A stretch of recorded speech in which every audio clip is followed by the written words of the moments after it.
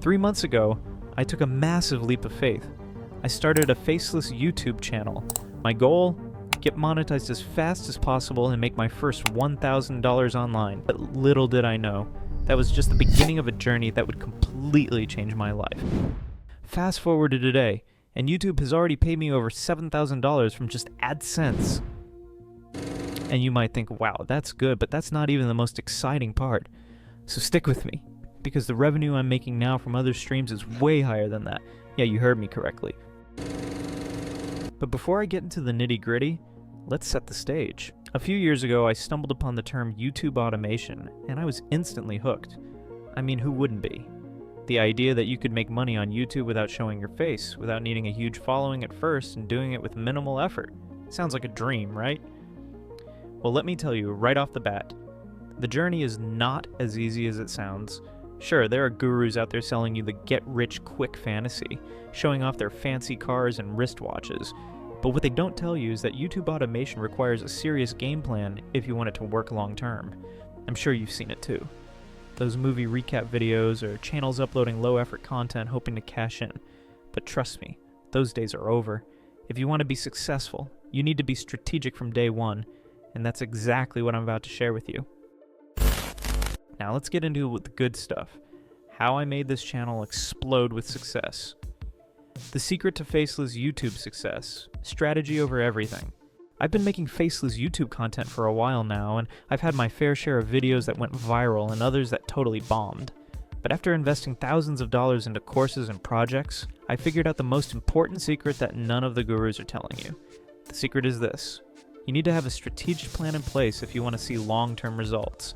It's not just about editing or making flashy thumbnails, though those things matter. Thumbnails are so important. Thumbnail editing, when you position it the right way. It's about understanding how the YouTube algorithm works and how to make videos that will actually get views, and more importantly, keep people watching. Let me break this down for you. When you're just starting out, the hardest part is getting people to click on your video, then making sure they actually stay to watch it and making them come back. But even more difficult than that is learning how to do this better than everyone else.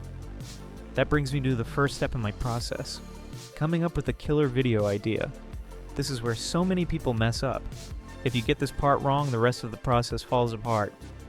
The art of coming up with a killer idea and getting views. So what makes a good video idea? First off, you need to understand your audience like you know them personally. Ask yourself questions like, what does my audience want to know? What are they afraid of? What problems are they trying to solve? What are they curious about?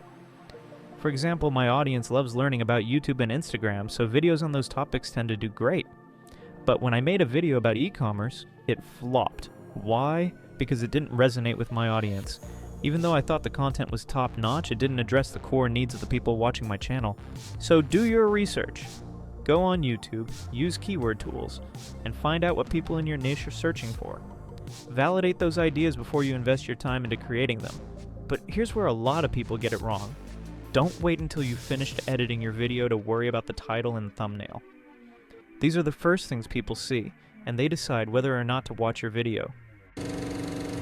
How to make titles and thumbnails that are impossible to resist. Let's talk about titles and thumbnails for a second. And this is one of the most overlooked aspects of YouTube success, but it's also one of the most important. You need to come up with a title that's both searchable and clickable. For example, if I were making a video about investing, instead of using a super generic title like how to invest in stocks, I might use something more specific like how to make your first $1,000 investing in crypto. No experience needed. And your thumbnail? That's gotta grab people's attention, no question. Mr. Beast is a master at this, and his videos show us exactly how it's done.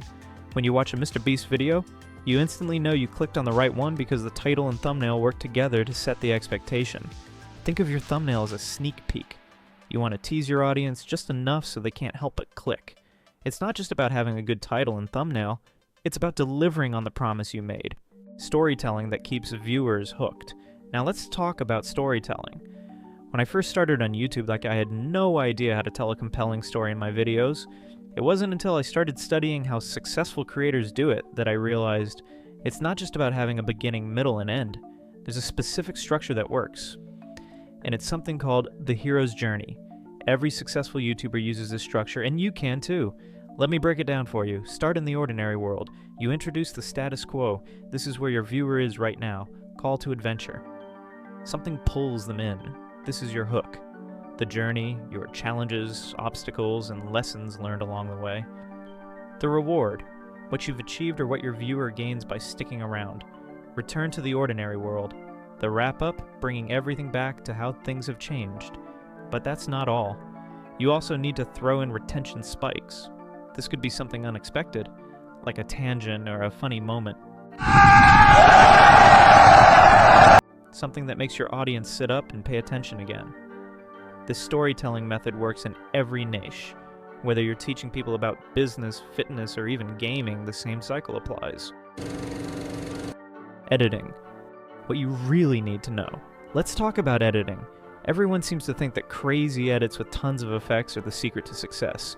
But the truth is, you don't need insane edits to make it big on YouTube. In fact, some of the most successful channels out there, like this guy, and then drop it off wherever you'd like. But it's only 5 hours away from me, so I just paid for a U-Haul trailer, and I'm gonna go try to pick it up myself. So we're gonna drive out tomorrow morning and hopefully get to see the car.